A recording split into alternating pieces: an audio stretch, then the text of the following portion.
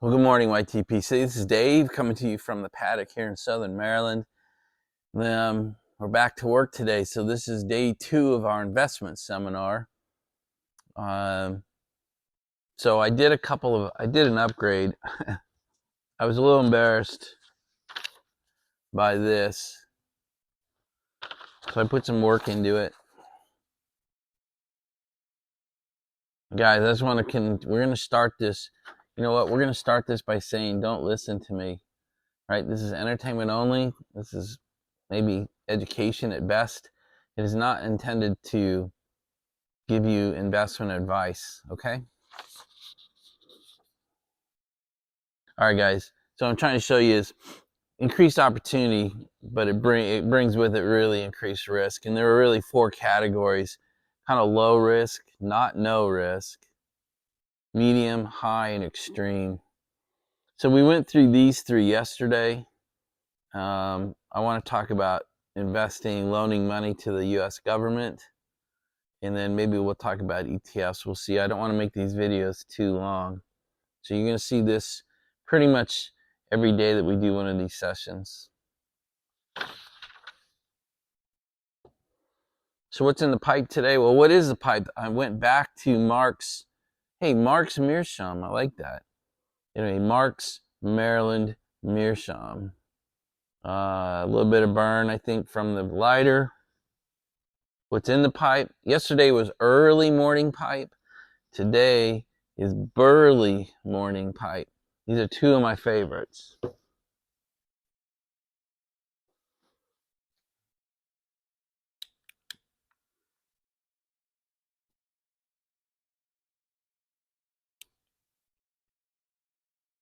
Mark, this is an excellent pipe, dude. Smoked it all day yesterday. I think it's going to become my favorite.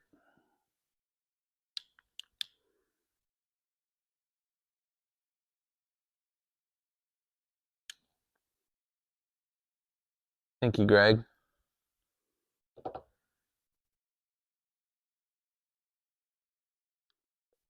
So guys, yesterday we talked about certificates of deposit, CDs, and we showed you real time that you could probably lock up about 5.1 or 5.2% for 9 months to 14 months, depending on what institution you went with.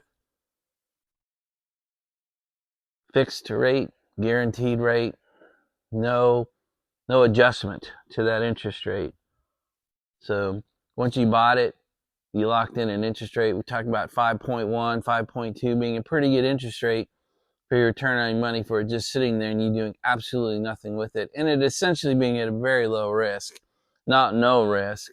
I mean, the bank you use could go out of business, could file for bankruptcy, but we talked about the risk mitigation for that. Another bank would probably pick it up. Today we want to talk about, okay, you're not going to loan your money to a bank in the form of a CD. You want to loan your money to the U.S. government. And there are several products that you can use to do that. I know several rich people that do this.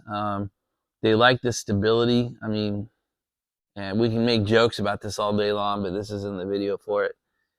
You know, it's probably the most stable place to put your money is loan it to the U.S. government. God knows they need to borrow money. And there are really several vehicles to do it. And I know several very wealthy people that have a substantial, like the vast majority of their wealth in U.S. Bonds, treasury bills, T-notes, stuff like that. They like the stability. They see no risk in that approach, and they get an interest payment like clockwork. So it's not something to be laughed at. Okay, it's something to laugh at a little bit, but just you want to be serious when you look at this stuff. So I'm going to take you over to the screens. I've pulled up kind of what is available, what is it called, and what are the interest rates today. So we'll take a look. All right, guys. The first product is U.S. savings bonds. I think everyone's heard of these things. You can buy Series EE bonds, fixed rate. Currently it's 2.7%. These are 20-year bonds locked in at 2.7%. You can buy I bonds. current rate is 5.27%. It's a 20-year bond as well. But you can see right here, the interest rate changes every 6 months. So you don't really know what the interest rate will be. Clearly, today's rate is much better, 5.27 than 2.70. But I don't know how long they would, they guarantee that. Because you see the fixed rate component is 1.3%. So just be aware. So savings bonds, two types. EE bonds, I bonds. One is 20-year fixed. One is 20-year variable. All right, and the next one is treasury notes. You can see right here, they're offered in 2-year notes, 3-year notes, 5-year notes, 7-year notes, and 10-year notes. The 10-year note is the benchmark for the world, that interest rate. You can see today you can get 10-year treasury notes, and they pay 4%, and that's fixed for the 10 years. So you have savings bonds, you have treasury notes, and you have treasury bonds. Two types, 20-year and 30-year, and you can see the rates. 4.5%, 20-year fixed, 30 years, 4.25%. So this is called an inverted yield curve, where the 20-year is actually paying more than the 30-year. It's usually considered not a good thing for the future of the economy, but there's a lot of jiggering now that goes in that. All right, so you have two types of savings bonds, 5 types of treasury notes, 2 types of treasury bonds, and the last category is treasury bills. And I printed this out. Treasury bills can be bought with 4-week maturity, 8-week maturity, 13-week, 17-week, 26, and 52. And you can see today's rates. I printed this out. So you can get a 4-week bill for 5.39, 5.4, 39, 37, 32. I'm sorry, 524 and 482. So again, you see an inverted yield curve here where I can buy a 4-week bill and get 5.4%, or I can lock my money up for a year and get 4.8. So it's meant to go the other way, but we are in a inverted yield curve environment. So the question was, why would you lock your money up for less, right? Why would you lock your money up for a year for 4.8 when you could just lock it up for 4 weeks and get 5.4? All right, so those are the products that you can use to loan money and earn interest from the U.S. government. So how do you do that? There are 2 ways. You can buy it on the secondary market through your bank, or you can actually create an account, and it's actually called treasurydirect.gov. You can create your own account and buy things directly from the U.S. government. No middleman, no fees, no management. If I was to enter this market, that's how I would do it. I'd go to treasurydirect.gov, open account, and buy my products, loan my money to the U.S. government directly and not through the secondary market. That's me. I'm aggressive. I'm forceful. I like to have control of my own shit. I like to have my hands around it. So that's me. You could easily go to any established bank and certainly buy savings bonds. In the larger banks, you could buy any of the treasury products you want. It's all these interest rates. Savings bonds, CDs, treasury notes, treasury bills, treasury bonds, length of term, 4 weeks, 30 years, 20 years, 9 months. Where's all this come from? So most interest rates are calculated off the U.S. 10-year treasury note. Interest rates are set by the U.S. Federal Reserve. Now, the U.S. Federal Reserve is a private organization. It's owned. In fact, its ownership isn't even disclosed. So when you hear the U.S. Federal Reserve, It's not a government agency. It's a privately owned bank. That privately owned bank was given a charter by Congress in 1913 to operate as the U.S. Reserve Bank. There's a whole history around that, and it's pretty dark. But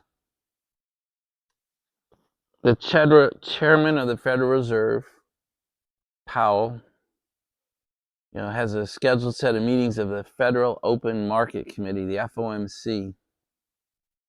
And at those meetings, they decide should interest rates be raised, held steady, or lowered. It's a big deal. It drives markets.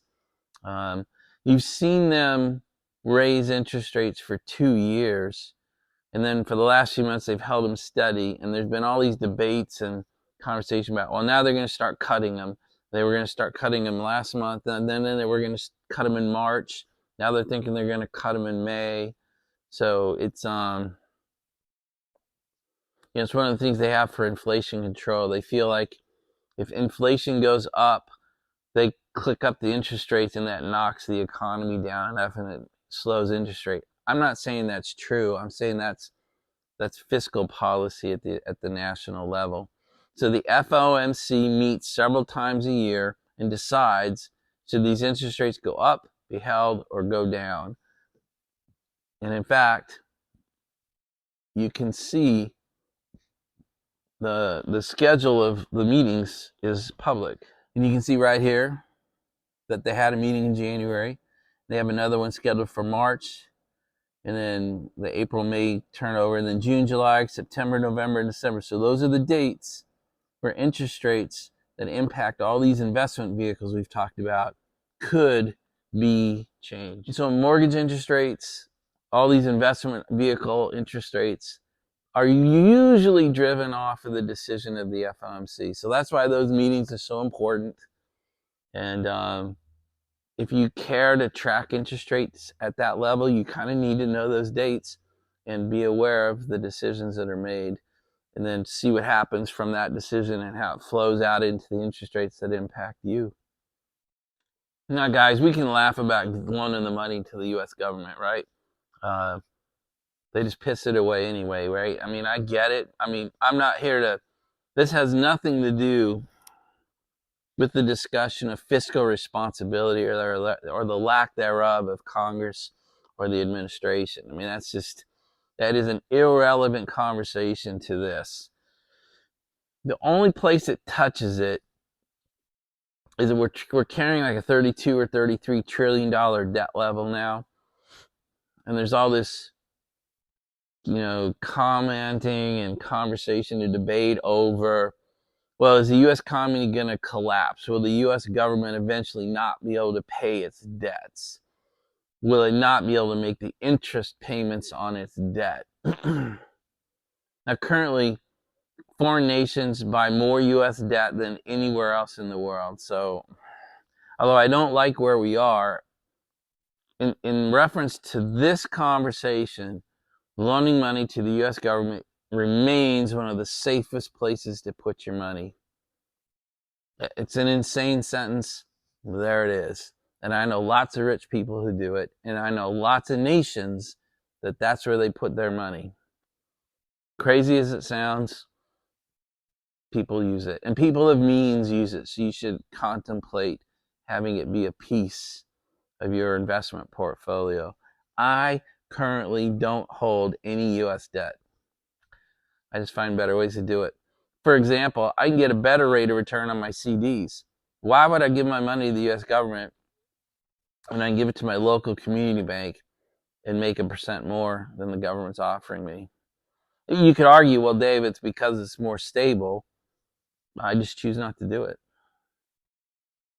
All right, guys, since I brought it up, I just wanted to show you kind of as of now who holds U.S. debt. And you can see that the number one country is Japan, and they hold over $1 trillion. Then China owns $770 billion. The UK has $693 billion, and then it starts to fall off pretty quickly. Luxembourg has $345 billion. You can just kind of see on down the line, but pretty much every country holds fairly substantial U.S. debt. And you can see the all other line is another 1.3 trillion. So this is who holds our debt. So the other thing I want to show you real time is this usdebtclock.org. And here you go. Shows you we currently have $34.3 trillion in absolute debt.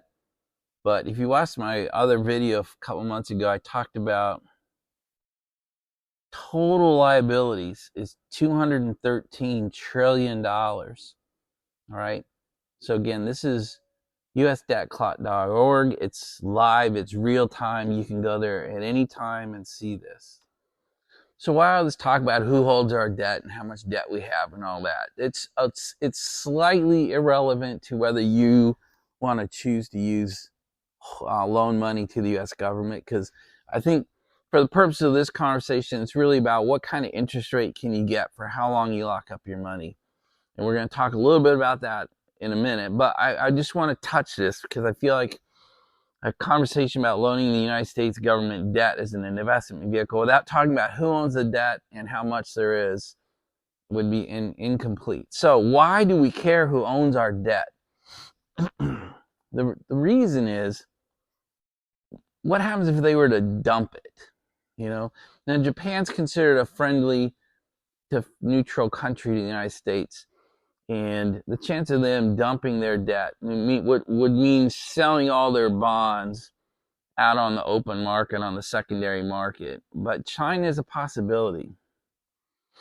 Russia's a possibility. You didn't even see Russia on the list because I think Russia's divested already over the last 2 years, pretty much most of their U.S. holdings. But the reason it matters is the interest rate that you would get would decrease substantially as more and more foreign countries dump treasury notes and bonds onto the secondary market. Because people could buy their debt online better than your debt. And so the interest rates could go down if a big dump did occur. I don't think it's going to. It's not really discussed if you talk to investment advisors. It's just I just want you to be aware of the larger issues and how they tie into the politics and all the gobbledygook conversation when you hear about the debt, U.S. debt, which you can find on the clock. You can find that they're kind of hiding it. They're saying it's 35 trillion, but it's really, 8-9 times that number. I just think it's important for you to be aware of these things. I want you to be aware of the resources where you can go and look at these things yourself as you build an investment plan, as you build an investment strategy. Whether you do it yourself or with a paid advisor, you should still know about these things. That's why I bring it up. Okay, guys, I've gone back to the screen again because I want you to be able to see that you can go read some of this on your own. The Federal Reserve Act of 1913. You can see right here that it was passed by the 63rd Congress, signed into law by President Woodrow Wilson, 1913, and it created the current Federal Reserve System, the current Federal Reserve Bank in the United States. This is the third time the U.S. did this. So there were 2 other national banks prior to this one. All right, so the last part of this whole CD U.S. investment vehicles, the last concept that we should discuss, and we had one of our guys bring it up on yesterday's discussion, and that was laddering, the concept of laddering your investments. So as you decide what interest rates you want versus the term you want to lock it up for, the other thing to think about is how often you need money to come out of that investment system back into your accounts because you need to spend it for life or on life stuff. And so some people will lock up a series of 1 months and a series of quarters and a series of annuals. So that every month you get a bond maturing, every quarter you have a bond maturing, every year you have a bond maturing, and then you have your 5 and 10 and 20 and 30 years locked up because it gives you a fixed interest rate.